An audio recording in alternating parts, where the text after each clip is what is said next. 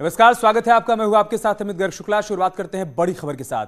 राजनाथ सिंह से मिले हैं सीएम योगी आदित्यनाथ। चुनाव जीतने के बाद पहली बार मुलाकात हुई है रक्षा मंत्री राजनाथ सिंह से। उनके आवास पर यह मुलाकात हुई है। गृह मंत्री अमित शाह से भी मिले हैं सीएम योगी। अमित शाह ने जीत की बधाई दी है। ये तस्वीरें हम आपको दिखा रहे हैं। मुख्यमंत्री योगी आदित्यनाथ ने गृह मंत्री अमित शाह से मुलाकात की है। इस दौरान उनको बुके गिफ्ट किया है और अमित शाह ने सीएम योगी को जीत की मिठाई खिलाई है, उनको बधाई दी है, मुबारकबाद दी है, शुभकामनाएं भी दी हैं। और बाद में सीएम योगी आदित्यनाथ ने रक्षा मंत्री राजनाथ सिंह से भी मुलाकात की है। ये दो अहम तस्वीरें हम आपको दिखा रहे हैं। जो आप पहली तस्वीर देख पा रहे हैं, रक्षा मंत्री राजनाथ सिंह से सीएम योगी की मुलाकात की तस्वीरें हैं। और दूसरी तस्वीर गृह मंत्री अमित शाह से भी सीएम योगी ने आज मुलाकात की है। बहुत व्यस्त दिन रहा आज सीएम योगी आदित्यनाथ का। दिल्ली पहुंचने के साथ ही उन्होंने बीएल संतोष से मुलाकात की। उसके बाद उपराष्ट्रपति वेंकैया नायडू से भी मिले और बाद में वो प्रधानमंत्री मोदी से मुलाकात करने गए। पीएम मोदी ने मुलाकात के दौरान की तस्वीरें साझा करते हुए लिखा कि मुख्यमंत्री योगी आदित्यनाथ उत्तर प्रदेश को आने वाले दिनों में विकास की और ऊंचाइयों पर लेकर जाएंगे। और उसके बाद सीएम योगी ने जेपी नड्डा से मुलाकात की और अब गृह मंत्री अमित शाह से मुलाकात करने के बाद उन्होंने रक्षा मंत्री राजनाथ सिंह से भी मुलाकात की है।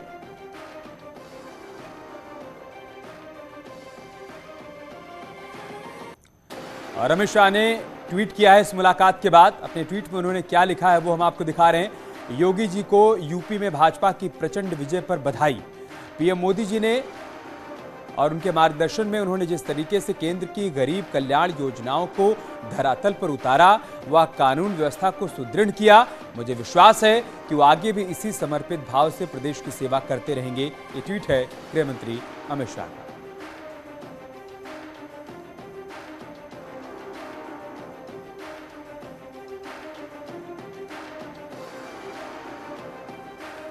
तो आज एक के बाद एक कई बड़े दिग्गजों, बड़े चेहरों से सीएम योगी आदित्यनाथ ने मुलाकात की है।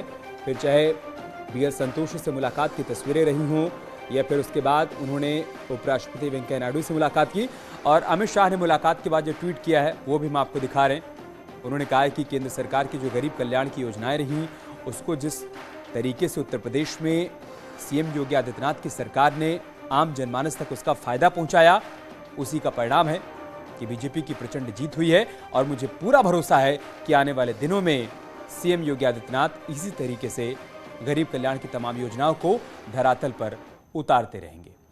मुख्यमंत्री योगी आदित्यनाथ दिल्ली में हैं। सीएम योगी ने प्रधानमंत्री नरेंद्र मोदी से 7 आरसीआर पर मुलाकात की। करीब 1 घंटे तक चली मुलाकात पर उत्तर प्रदेश से जुड़े मुद्दों, सरकार के गठन और शपथ ग्रहण को लेकर चर्चा हुई है। प्रधानमंत्री कार्यालय के मुताबिक प्रधानमंत्री मोदी ने मुख्यमंत्री योगी आदित्यनाथ को उत्तर प्रदेश चुनाव में शानदार जीत के लिए बधाई दी।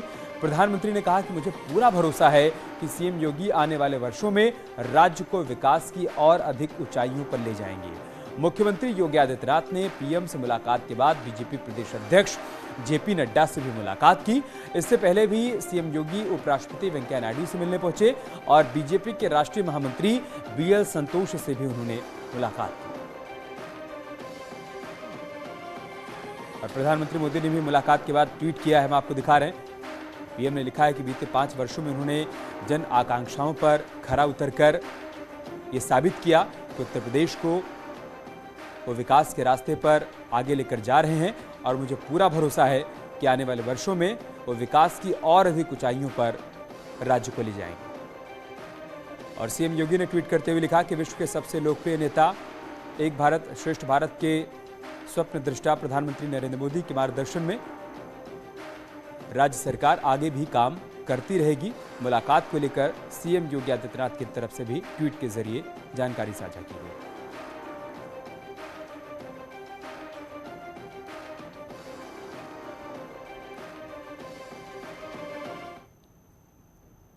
तो उत्तर प्रदेश में प्रचंड जीत के बाद मुख्यमंत्री योगी आज दिल्ली पहुंचे। सीएम योगी आदित्यनाथ ने पीएम आवास पर प्रधानमंत्री मोदी से मुलाकात की। इससे पहले सीएम योगी ने उपराष्ट्रपति वेंकैया नायडू से उनके आवास पर मुलाकात की। दिल्ली पहुंचने के बाद सबसे पहले सीएम योगी ने बीजेपी के राष्ट्रीय महामंत्री बीएल संतोष से मुलाकात की। इस दौरान केंद्रीय मंत्री सर्बानंद सोनोवाल भी मौजूद थे।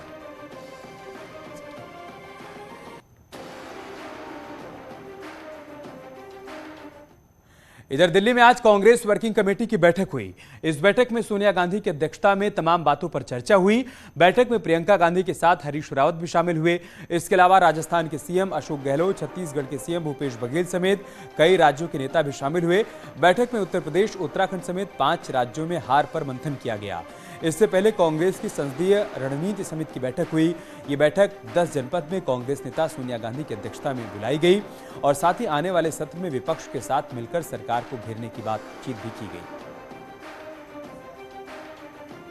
समिति ने सर्वसम्मति से श्रीमती सोनिया गांधी जी के नेतृत्व में अपने विश्वास की पुनः पुष्टि की और कांग्रेस अध्यक्ष से अनुरोध किया कि वे आगे बढ़ पार्टी का नेतृत्व और मजबूती से करें एवं आवश्यक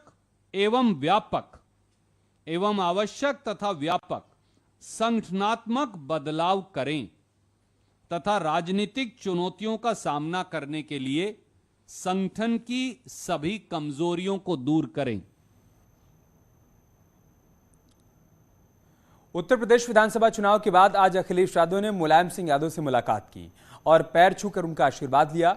पार्टी कार्यालय में दोनों की मुलाकात हुई। इस दौरान मुलायम सिंह यादव ने कहा कि अखिलेश तुम बहुत अच्छा लड़े, बहुत बहुत बधाई।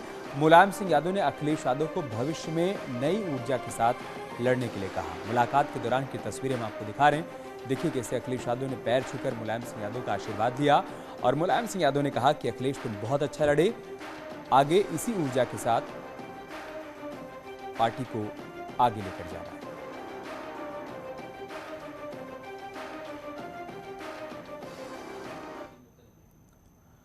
वृंदावन में श्री कृष्ण जन्मभूमि मुक्त न्यास की बैठक हुई। इस बैठक में संत और धर्माचार्य भी शामिल हुए और सभी ने एक मत से श्री कृष्ण जन्मभूमि पर कॉरिडोर का निर्माण करने की बात कही। धर्म संसद में संतों ने प्रधानमंत्री नरेंद्र मोदी को उत्तर प्रदेश में प्रचंड जीत के लिए बधाई संदेश भी दिया और मथुरा में मंदिर निर्माण के लिए सरकार के सामने अपना पक्ष रखने की बात कही। इसमें माननीय मुख्यमंत्री जी को पत्र लिखा गया है कि वहां पर एक जैसे काशी में कॉरिडोर का निर्माण हुआ है, हम चाहते हैं कि मथुरा में कॉरिडोर का निर्माण होना चाहिए। इसी को लेकर के ब्रज के सभी संत, महंत, संतजन, विशिष्ट सब व्यक्ति सभी ने एक स्वर से मांग की है सरकार से कि वहां कॉरिडोर का निर्माण हो जाए। इधर देहरादून में सीएम आवास पर आज कई नवनिर्वाचित विधायक और कार्यकर्ता इकट्ठा हुए। उन्होंने कार्यवाहक मुख्यमंत्री पुष्कर धामी को जीत की बधाई दी। चुनाव से पहले कांग्रेस से बीजेपी में आए किशोर उपाध्याय ने टिहरी शहर सीट से जीत दर्ज की है। सीएम चेहरे पर उन्होंने कहा कि चुनाव में हार जीत होती रहती है। इंदिरा गांधी, अटल बिहारी और आडवाणी जी भी कभी चुनाव हारे थे। चुनाव हारने से कोई फर्क नहीं पड़ता। पुष्कर धामी के नेतृत्व में चुनाव लड़ा गया था, लिहाजा उन्हें ही सीएम पद की कमान मिलनी चाहिए। वहीं विधायक चंदन दास ने भी धामी में अपनी आस्था जताई। चुनाव हारना और जीतना अलग विषय है। इंदिरा जी भी चुनाव हारी, आपको हमारे लाल कृष्ण आडवाणी जी चुनाव हारे, अटल बिहारी जी चुनाव हारे, तो वो कोई बड़ा विषय नहीं है। लेकिन एक बात मैं कह सकता हूँ कि आज के दिन में ये पहली बार उत्तराखंड में हो रहा है जब पुष्कर सिंह धामी जी के साथ आम जनता की अनप्रेसिडेंटेड सिंपैथी, सद्भावना और उनके साथ लगाव। और मैं समझता हूँ कि मोदी जी के नेतृत्व में और युवा नेतृत्व धामी जी के नेतृत्व में, देखिए ये मिथक टूटा है उत्तराखंड में। एक दफे भाजपा और एक दफे कांग्रेस और प्रचंड बहुमत से धामी जी के नेतृत्व में सरकार आई है।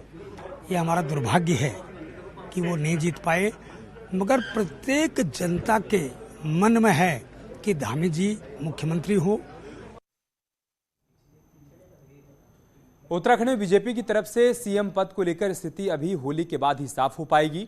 19 मार्च को ही केंद्रीय पर्यवेक्षक आएंगे, तभी नए सीएम के नाम पर मुहर लग पाएगी। रिपोर्ट देखिए।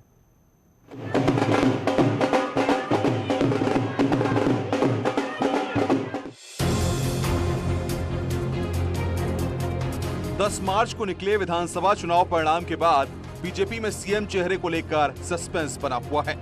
सस्पेंस तब और गहरा गया जब बीजेपी के आला नेताओं के दिल्ली पहुंचने का सिलसिला शुरू हुआ।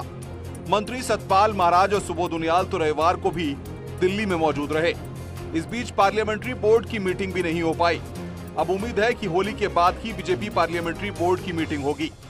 सूत्रों के अनुसार 19 जनवरी को विधानमंडल दल की मीटिंग में नए सीएम का ऐलान होगा और 20 मार्च को शपथ ग्रहण समारोह हो सकता है। हमारी पार्टी का प्रदेश और केंद्र का जो नेतृत्व तय करेगा और निश्चित रूप से जो जन भावनाएं होंगी, जो प्रदेश में कार्यकर्ताओं की भावनाएं होंगी, उस भावनाओं को देखते हुए प्रदेश और केंद्रीय नेतृत्व जो तय करेगा सबको स्वीकार होगा। इधर देहरादून में भी नेताओं विधायकों के मुलाकात का दौर जारी है। रविवार को भी पुष्कर धामी से मिलने के लिए विधायकों समर्थकों का सीएम आवास पर तांता लगा रहा और पुष्कर धामी में अपनी आस्था जताई गई। जनता की भावनाओं की कदर होनी चाहिए।